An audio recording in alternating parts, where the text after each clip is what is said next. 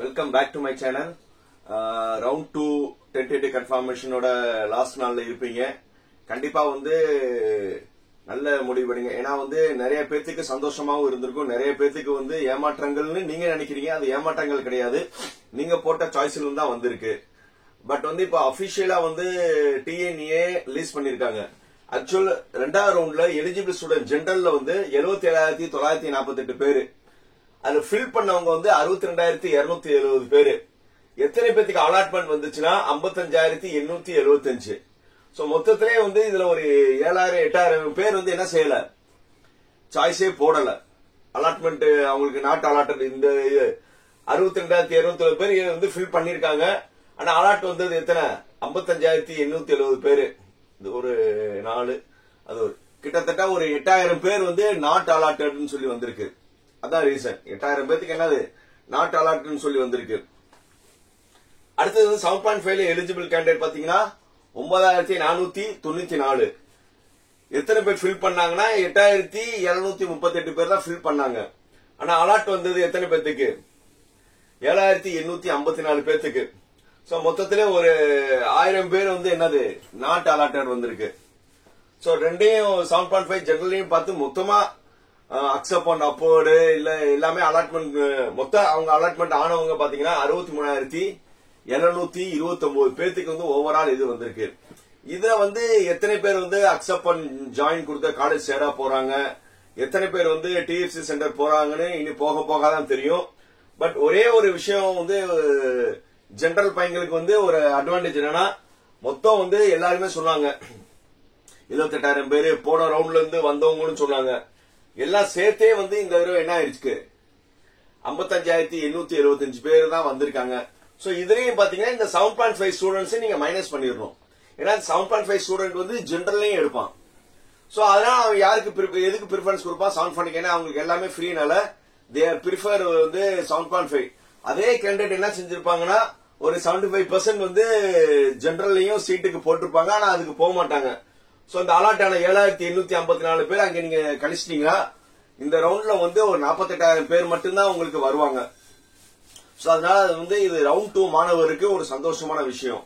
அதே நேரத்தில் tentative confirm பண்ணும்போது ரொம்ப யோசிச்சு பண்ணுங்க. ஏன்னா நீங்க இப்ப decline move to next round கொடுத்தீங்கன்னா அடுத்த ரவுண்ட்ல 142 பையங்களோட அந்த ரேஞ்சுக்குள்ள இருக்கிற காலேஜ் தான் கிடைக்கும்.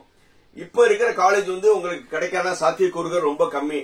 சோ அதனால நீங்க என்ன செய்யணும்னா முடிஞ்சவரை காலேஜ அக்செப்ட் பண்ண ஜாயின் பண்ண முயற்சி பண்ணுங்க. அப்படி இல்லையா அட்லீஸ்ட் அக்செப்ட் பண்ண அப்போர்ட் கொடுத்து முன்னாடி சாய்ஸஸ் நீங்க நிறைய போட்டு இருந்திருப்பீங்க, அதுல போய் பாத்துக்கலாம்.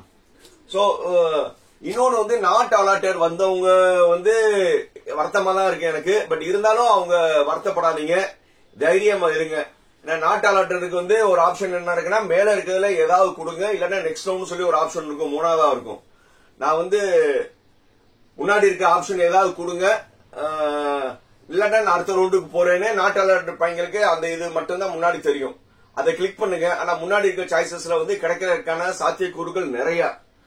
கண்டிப்பா உங்களுக்கு காலேஜ் கிடைச்சிடும், கிடைக்கிறதுக்கான நான் பிரார்த்தனை பண்ணிக்கிறேன். அதே நேரத்தில் அப்படி கிடைக்கலனாலும் நீங்க ஒன்னும் வருத்தப்படாதீங்க. அடுத்த ரவுண்ட்ல போனீங்கன்னா நீங்க தான் முன்னாடி இருப்பீங்க. சோ உங்களுக்கு அப்புறம் தான் ரவுண்ட் 3 ஸ்டூடெண்ட்ஸ் சாய்ஸ் எடுப்பாங்க. சோ அப்போ இருக்கிறதுல நம்ம என்ன செஞ்சுக்கலாம், செலக்டிவா காலேஜ ப்ரிஃபர் பண்ணிக்கலாம். இதுல எந்த இடத்துல ஸ்டூடெண்ட்ஸ் நிறைய தப்பு பண்ணாங்கன்னா, எப்போ நான் சொல்ற மாதிரி தான் they are prefer Chennai and Coimbatore தான் ப்ரிஃபர் பண்ணாங்க. பட் சென்னை கோயம்புத்தூர்ல எது நல்ல காலேஜ்னு அவங்களுக்கு தெரியல. அவங்களோட மோகம் எல்லாமே நான் சென்னையில படிக்கணும் கோயம்புத்தூர்ல படிக்கணும் மட்டும்தான் இருந்தது. ஆனா அதே சென்னை கோயம்புத்தூர்ல second grade college, third grade college எல்லாம் கிடைச்சிட்டு, சார் நான் எதிர்பார்க்கல இந்த காலேஜ் எனக்கு கிடைச்சிருக்குன்னு ரொம்ப ஃபீல் பண்றாங்க. சோ அதனால அதே கேண்டிடேட் ஊரு என்ன ஊருன்னு கேட்டோம்னா அவங்க பார்த்தா நான் சேலம் சொல்றாங்க, திருச்சி சொல்றாங்க, மதுரை சொல்றாங்க, திருநெல்வேலி சொல்றாங்க. எல்லாமே ஒரு பெரிய ஊர்ல இருந்து அவங்க கோயம்புத்தூர்ல ஒரு தேர்ட் கிரேட் காலேஜ் சேர்றதுக்கு அவங்கவுங்க ஊர்ல என்ன இருந்தது, நல்ல நல்ல காலேஜ் நிறைய இருந்தது.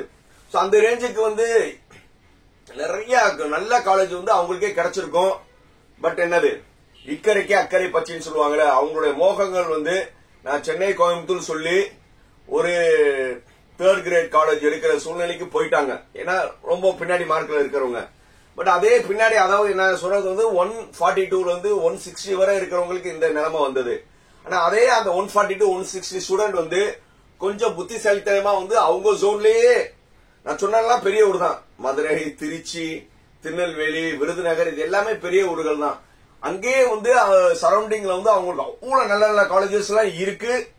ஆனா அவங்களுக்கு மைண்ட்ல வந்து என்ன தெரியல, அந்த காலேஜ் கண்ணில் படலன்னு இல்ல, எதுக்கு நான் போடணும்னு சொல்லி இந்த மாதிரி நிறைய ஸ்டூடெண்ட்ஸ் வந்து 2nd and 3rd great college வந்து சென்னை கோயம்புத்தூர்ல எடுத்திருக்காங்க. என்ன சொல்றது, எவ்வளவு நம்ம சொன்னாலும் வந்து அவங்களோட மைண்ட் என்னது, நீ என்ன கத்திக்கிட்டே போடா, நான் நினைக்கிறதான் செய்வேன்னு. சோ அதனால வந்து ஹேப்பன், நடந்தது, இனி நடக்கிறது எல்லாம் நன்மைக்கே நினைங்க. சோ அதனால இன்னைக்கு வந்து டென்டேட்டிவ் கன்ஃபர்மேஷன் வந்து கண்டிப்பா வந்து நீங்க எல்லாருமே டிக் பண்ணணும். நல்லா தெரிஞ்சுக்கோங்க, என்ன இது இருந்தாலும் சப்போஸ் வந்து நான் கவுன்சிலிங் அட்டென்ட் பண்ணலன்னா நீங்க எதுவும் பண்ணாம தேவையில்லை. ஆனா நான் கண்டிப்பா வந்து கவுன்சிலிங்ல காலேஜ் வேணும்னா ஒன்னு அக்செப்ட் பண்ண ஜாயின், இல்ல அக்செப்ட் பண்ண அப்போர்டு, இல்ல டிக்ளைன் டு நெக்ஸ்ட் ரவுண்டு, இல்ல upward and move to next round, இந்த மாதிரி ஏதாவது ஒரு ஆப்ஷன் நீங்க பண்ணி தான் ஆகணும். அப்படி பண்ணலன்னா நீங்க டோட்டலா அடுத்த ரவுண்டுக்கு போயிருவீங்க. சோ அதனால வந்து ரொம்ப கேர்ஃபுல்லா வந்து இன்னைக்கு வந்து அந்த ஏதாவது ஆப்ஷன் டிக் பண்ணி சப்மிட் பண்ண உடனே அந்த பேஜ் வந்து உங்களுக்கு என்ன ஆயிரும்னா ஒரு ஃபேட் ஆயிரும். ஃபேட் ஆகி வந்து மறுபடியும் வந்து நீங்க உள்ள போய் பாத்தீங்கன்னா நீங்க பிக் பண்ற மாதிரி இருக்காது. ஃபர்ஸ்ட் டைம் மட்டும் தான் நீங்க கிளிக் பண்ற மாதிரி இருக்கும்.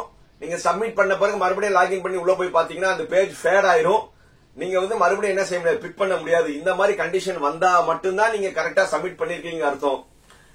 அதே மாதிரி வந்து அக்செப்ட் பண்ண ஜாயின் கொடுத்தவங்க 20ஆம் தேதிக்குள்ள கண்டிப்பா காலேஜ் போய் ஆகணும். அப்படி இல்லைன்னா உங்க சீட்டு கேன்சல் ஆயிரும்.